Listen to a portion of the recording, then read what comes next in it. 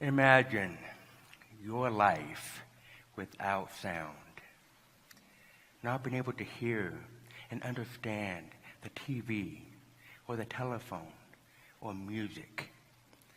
Not being able to communicate and connect with your family and your friends. Imagine how much different your life would be without sound.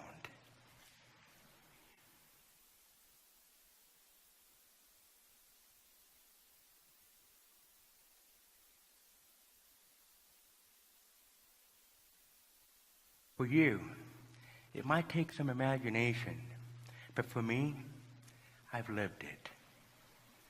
I was born with a severe to profound hearing loss, which means when I take these hearing aids out, I can't hear anything.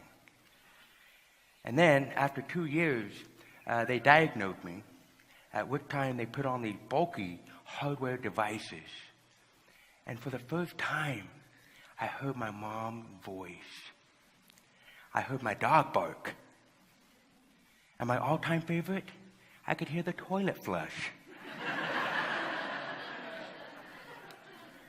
And now that I can hear, that doesn't mean that my life got any easier. You see, not having hearing aids for the first 2 years of my life, it put me way behind my peers. So my parents put me on this intense schedule where I had to have 12 years of speech therapy, reading sessions, and many hours of music lessons. I remember looking outside and watching my siblings play while I had extra lessons with my mom. I simply had to work harder than most kids. And then every night, my parents would read me a bedtime story. And the one that I always remember was The Little Engine That Could. You see, my amazing parents, they wanted me to learn that if I go the extra mile, never give up, and of course that famous line, I think I can, I would be able to reach the top of my mountain. One of the biggest mountains in my life was being born into the musical Osmond family and not being able to hear and understand their music. I remember one time watching my family perform to a sold-out crowd at the New York Madison Square Garden with screaming fans and flashing lights and songs blasting over the sound system. I could feel the vibration of the drums, but I could not understand the words of the lead singer of the Osmonds, my own dad. It was the strangest thing, because in the middle of a crowd, I felt alone. I felt disconnected. It's one of the worst feelings in the world. I'm sure many of you have had those similar feelings of feeling lonely, frustrated, discouraged, disconnected in your own life. But we do not overcome hopelessness by removing the obstacle in our lives. We conquer adversity by not letting it own us, control us, or overcome us. And today, I would like to share with you my personal motto that has carried me throughout my life. I may have a hearing loss, but my hearing loss does not have me. This doesn't mean that I hate being deaf. I love it. It's made me who I am today, and I am so proud of it. I remember when I was a young boy playing soccer, and my hearing aid quit working, which means that I couldn't hear my coach, or I couldn't communicate with my teammates, and I had to rely on lip reading and body language. No pressure. But then I soon discovered this to be somewhat of a blessing, because I couldn't hear all the noise and the screaming and the yelling and all the distractions. And then I was able to just focus in on the game. One time, I scored a goal, and I was so excited. I did my happy dance, and I spun around to celebrate with my teammates, but no one was celebrating. I was so embarrassed. I looked at the referee, and I found out that he'd been blowing the whistle because I was offside. That hard-won goal did not count, all because I couldn't hear the whistle.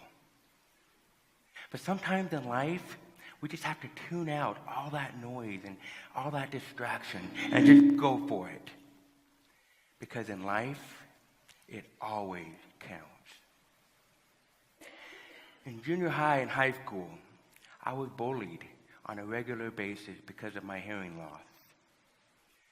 I used to ask myself, why would I get beaten up for being different? Thank goodness I had an older brother who was an all-star linebacker for the football team who always looked after me.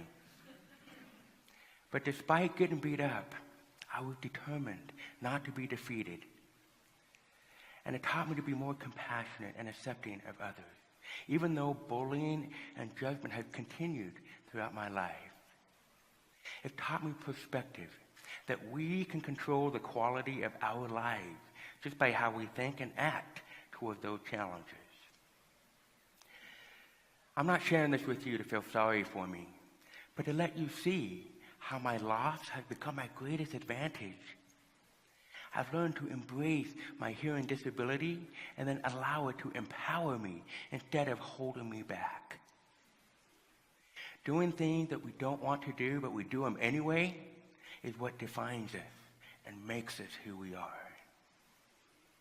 People often ask me, well, how bad is your hearing loss? Well, back in the day when I was a teenager, we had a break-in. And with the house alarm going off and all the commotion, my whole family was up all night. And with my hearing aids out, I slept right through it. And found out about it the next morning. I was so bummed that I missed out on all that excitement and action. But at least I had a good night's sleep.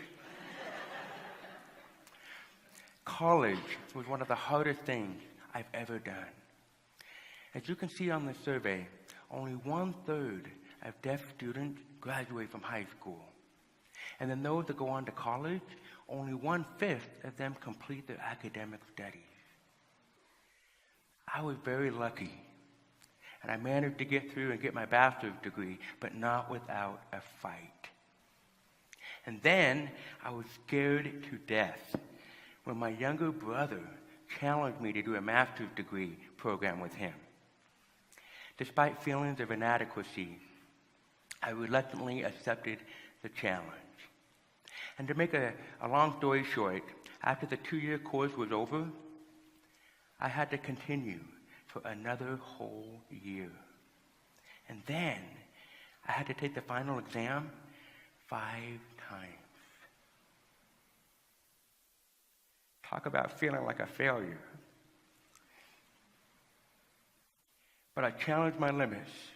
I never gave up, and I eventually passed. And one of the proudest moments of my life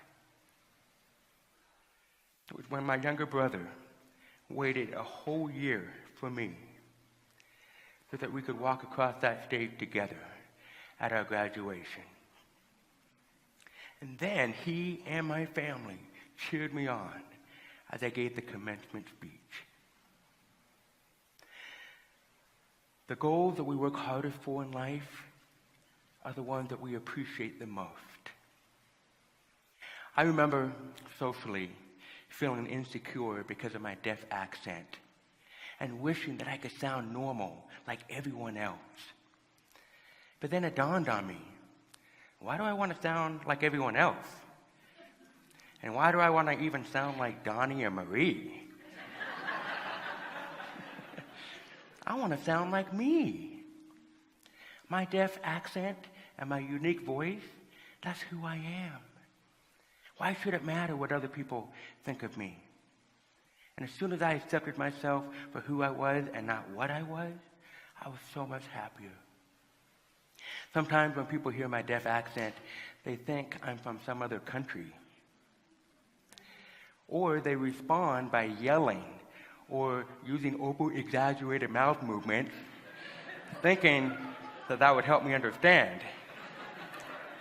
But just so you know, that doesn't help. But it does give me some entertainment. Today, I still rely on closed captions when I watch movies. I prefer music without words. I still struggle in noisy environments and loud restaurants. And sometimes I just like to turn my hearing aids off and have a nice, quiet conversation with my wife using sign language. And group conversations, they can be quite comical. Like when someone makes a funny comment, and I have absolutely no idea what they just said, but I still smile and laugh. I'll admit, I have the disability advantage. You see, I can hear whenever I want to. I can also turn them off whenever I want to. Like when I'm on a noisy airplane and I just want my peace and quiet. Throw out the idea or the misconception that my deafness is an impairment because it's an advantage. It's not a curse, but a blessing. It's not a penalty, but an opportunity. This mentality has helped me to defy the odds of doing things I was told I could never do. I now play the violin, the viola, the piano, and the drums. I was the spokesperson for the Starkey Hearing Foundation and participated in many of the hearing missions worldwide. I wrote a book, and then I started my own charity in honor of my sweet grandmother to help more deaf children with the gift of hearing. And once, I was voted the shyest kid in high school.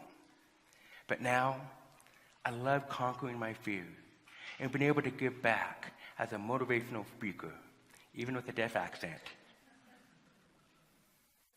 I was told that I could never play a musical instrument because my ears were broken. And even though I came from a musical family, I'm sure many of you out there today have been told that you couldn't do something. But I was determined to find a way and to master this impossible challenge. So I practiced day in and day out, and then I experienced a miracle. I turned my hearing aids off, and then I placed this on my cheek, and all of a sudden, I could hear the music, not by hearing it, but by feeling it through the conductive vibration of this instrument. At that moment, I knew I could accomplish anything my heart desired. I just had to find a way.